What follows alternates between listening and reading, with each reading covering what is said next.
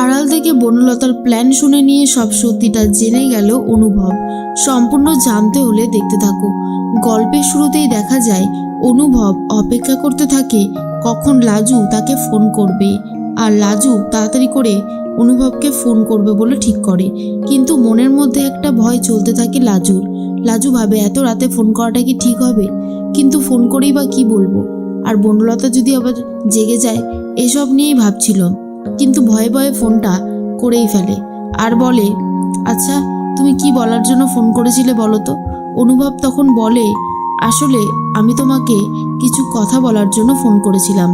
তুমি সত্যি করে বলো তো, তুমি যে থানায় কথাটা বললে সুদেব তোমার সাথে কি করেছিল, যার জন্য তুমি ওই বাড়ি ছেড়ে চলে আসতে বাধ্য হয়েছিলে।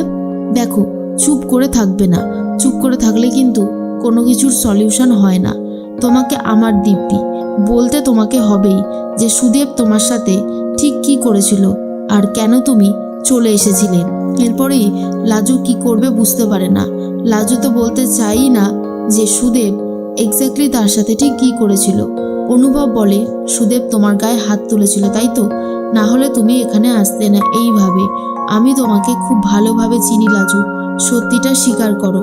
লাজু তখন বলে, হ্যাঁ হয়েছিল, আর এই ব্যাপারে আমি তোমাকে কি বা বলতাম, আমার তো খারাপ লাগতো, তাই আমি তোমাকে কিছু বলতে পারিনি। আর এটা শোনার পরেই রীতিমতো অনুভব আরও রেগে যায় আর বলে, তোমাকে আমি 100 বার বলেছি তোমার জীবনে যদি কিছু ঘটে অবশ্যই তুমি আমাকে সেটা বলবে, আর তুমি আমাকে জানালেও পর্যন্ত না। কাজটা কি তুমি ঠিক করলে? কেন করলে এমনটা, কিসের জন্য? লাজু বলে, একটু থামো, আসলে আমি চাইনি আমার জন্য কারোর ঝামেলা বাড়ুক। আমি শুধু এটাই চেয়েছিলাম যে নিজে যেন সব কিছু ঠিক করে নিতে পারি, আর সেই জন্যই আমি রাতারাতি হোস্টেলে চলে আসার ব্যবস্থা করেছিলাম। কিন্তু অনুভব বুঝতে পারে এরপর যদি সুদেব আর কখনো লাজুর গায়ে হাত তোলার চেষ্টা করে তাহলে সুদেবকে আর ছাড়বে না অনুভব। সুদেবকে একেবারে জেলে ঢুকিয়ে তবেই ছাড়বে।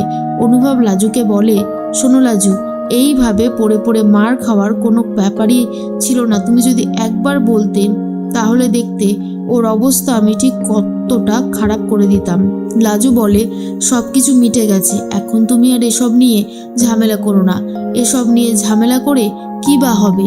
অনুভব বলে, হবে হবে, অনেক কিছুই হবে। একটা কথা কান খুলে শুনে রাখো, যদি তোমার গায়ে কেউ হাত তোলার চেষ্টা করে আমি তাকে ছেড়ে কথা বলবো না। কারণটা নিশ্চয়ই তুমি জানো। রাজু বুঝতে পারে অনুভব তাকে ঠিক কতটা কেয়ার করে, যত্ন করে, তাকে আগলে রাখতে চায়। এর মাঝখানে সুদেবের সাথে বনলতার কথা হতে থাকে। বনলতা সুদেবকে বলে, সুদেব তুমি এর পরে কি করবে বলে ভেবেছো আমাকে একটু বলবে প্লিজ? সুদেব বলে, আমি আর কি করব, আমি আর কিচ্ছু করতে পারবো না, অনেক হয়ে গেছে। আমি বুঝতে পেরে গেছি লাজু আমার জন্য নয়। তো যেই মেয়েটা আমার সাথে থাকতেই চায় না, কেন শুধু শুধু আমি তাকে জোর করে রাখবো আমার কাছে? এই করে করে আমার জীবনের শান্তি একেবারে বিঘ্ন হচ্ছে। না না, আমি আর এটা কিছুতেই বরদাস্ত করতে পারবো না। লাজুর যা ইচ্ছা ও করুক, ওর যদি এখানে ইচ্ছা হয় ফিরবে, আর না হলে ফিরবে না, কিন্তু আমি কোনোভাবেই আর ওর কাছে যাব না। এরপর বনলতা ভাবে, সত্যি সত্যি যদি সুদেব এমনটা করে তাহলে তো আমারও কপালে অশেষ দুঃখ। অনুভবও লাজুকে ভুলতে পারবে না। অনুভব আর লাজু একসাথে থাকবে, আমার কি হবে? এই কথা ভেবেই বনলতা সুদেবকে বলে, তোমার বউ অন্য কারোর কাছে থাকবে, ফুর্তি করবে তারা, আর তোমার এটা ভালো লাগবে সুদেব? সুদেব বলে, কি করব আমি, আমার কি কিছু করার আছে? এরপর বনলতা বলে, আছে, আমি তোমাকে একটা প্ল্যান বলে দিচ্ছি, আর সেটা যদি তুমি কাজ করতে পারো তাহলে কিন্তু তোমার কপাল খুলে যাবে। সুদেব এই কথাটা শোনার পর বলে, সত্যি? কি এমন প্ল্যান? এরপর বনলতা সুদেবকে সমস্ত প্ল্যান বলে দেয় আর বলে, পারবে তো কাজটা করতে? সুদেব বলে, কি বলছো গো টিচার দিদি, আমার তো খুব ভয় লাগছে। বনলতা বলে, ভয় পেও না, যেমন যেমন বলেছি তোমাকে ঠিক তেমন তেমনই করতে হবে। আর সুদেবও রাজি হয়ে যায়। এর মাঝখানে দেখা যায় যে অনুভব লাজুকে বলে, আমি সবসময় তোমার সাথে আছি, কেউ তোমার গায়ে হাত তুললে আমি তাকে ছেড়ে দেব না। এরপর রাজু বলে, অনেকটা রাত হয়েছে, ঘুমিয়ে পড়ো। অনুভব ঘরে এসে তাড়াতাড়ি করে ঘুমিয়ে পড়ে। কিন্তু বনলতা বুঝতে পারে লাজুর সাথে এত রাতে কথা বলার পরে এসে ঘুমাচ্ছে, ক্যারেক্টারলেস একটা ছেলে, এমনটাই বলতে থাকে। অন্যদিকে দেখা যায় যে সকাল হতেই সুদেবের কোনো পাত্তা নেই। কোথায় গেল সুদেব, এটা নিয়েই একটা বড় প্রশ্ন। তখনই হারানবাবু বলে, আজকে তো দোকানের দিকেও যায়নি, তাহলে গেলটা কোথায়? তখন বাড়িতে অনেকেই রয়েছে। আর তখন দেখা যায় মহাদেব মানে সুদেবের দাদা একটা চিরকুট খুঁজে পায়। আর যেখানে যা লেখা ছিল সবটা পড়ার পরে সুদেবের মা কমলা খুবই ভেঙে পড়েছে আর কান্নাকাটি করতে শুরু করে। বলে, এই মেয়েটার সাথে বিয়ে দেওয়ার পর থেকেই আমার ছেলের জীবনে একটার পর একটা অঘটন ঘটেই যাচ্ছে। আমি আর কিছুতেই ভাবতে পারছি না আমি কি করতে পারি। আমার সব কিছু শেষ হয়ে গেল। এইভাবে আমার ছেলেটাকে নিয়ে চলে গেল। ওই মেয়েকে আমি ছাড়বো না। সুদেবকে ফোন করে, কিন্তু সুদেব ফোন নিয়েই বেরোয়নি। এরপরে সবাই মিলে বলে শান্ত হওয়ার জন্য, কিন্তু কমলা কোনোভাবেই আর শান্ত হতে পারে না। বনলতাকে ফোন করেছে সুদেব। সুদেবের কাছে রয়েছে অন্য একটা ফোন, যেটার নাম্বার কেউ জানে না। বনলতা বলে, যেমন যেমন বলেছিলাম তেমন তেমন করেছো তো? আগে বলো বাড়ি থেকে কতটা দূরত্বে রয়েছে? তখনই সুদেব বলে, ওই তো আমাদের বাড়ি থেকে 2-2.5 ঘন্টা মতো সময় লাগে। এখানেই একটা গ্রামে এসেছি, তবে আমাকে কেউ চিনতে পারবে না, এটা আমি শিওর। তখন বনলতা বলে, শোনো, তোমাকে একটা কথা বলি, তুমি এইভাবে যখন তখন বাইরে বেরোবে না, গা ঢাকা দিয়ে থাকো, বুঝলে? বাকিটা আমি সামলে নেওয়ার চেষ্টা করছি।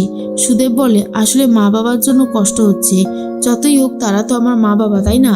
এর মধ্যেই বনলতা বলে, বউকে পেতে গেলে এইটুকু কষ্ট তোমাকে করতেই হবে।